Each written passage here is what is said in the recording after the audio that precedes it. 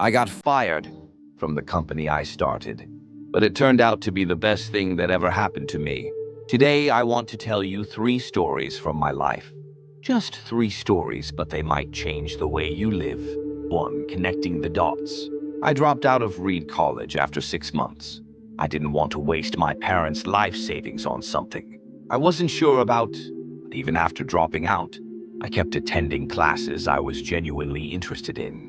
One of them was a calligraphy class. It was beautiful serif and sans serif typefaces, spacing between letters, the subtle art of typography.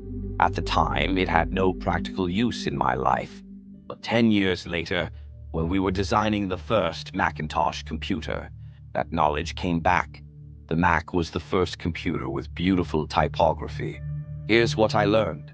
You can't connect the dots looking forward. You can only connect them looking backward. So you have to trust that the dots will somehow connect in your future. You have to trust something, your gut, destiny, life, karma, whatever. Because believing that the dots will connect will give you the confidence to follow your heart, even when it leads you off the well-worn path. 2. Love and loss. I was 20 when I started Apple with my friend in my parents' garage.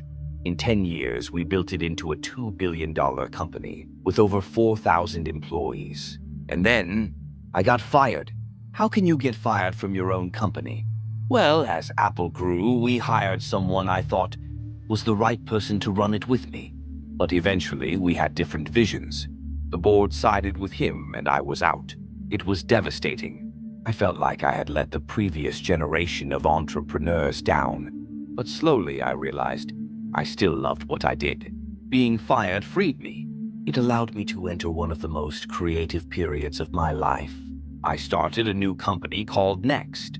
I also founded Pixar, the studio that created Toy Story, the first fully computer-animated feature film. And somehow Apple bought Next, and I returned to the company I started. You have to find what you love. If you haven't found it yet, keep looking. Don't settle. 3. Death. When I was 17, I read a quote. If you live each day as if it was your last, someday you'll most certainly be right. That quote stayed with me. For the past 33 years, I've looked in the mirror every morning and asked, if today were the last day of my life, would I want to do what I'm about to do today? And whenever the answer was no for too many days in a row, I knew I needed to change something. About a year ago, I was diagnosed with cancer. The doctors said it was incurable. That was the closest I'd ever been to facing death. Remembering that I'll be dead soon is the most important tool I've ever encountered to help me make big choices in life. You are already naked. There is no reason not to follow your heart. Don't be trapped by dogma living with the results of other people's thinking. Don't let the noise of others' opinions drown out your own inner voice.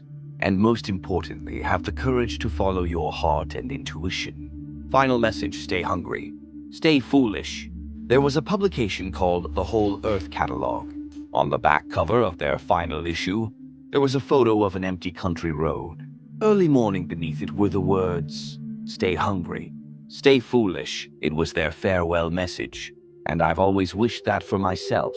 And now, as you graduate and begin your new lives, I wish that for you. Stay hungry, stay foolish. Thank you.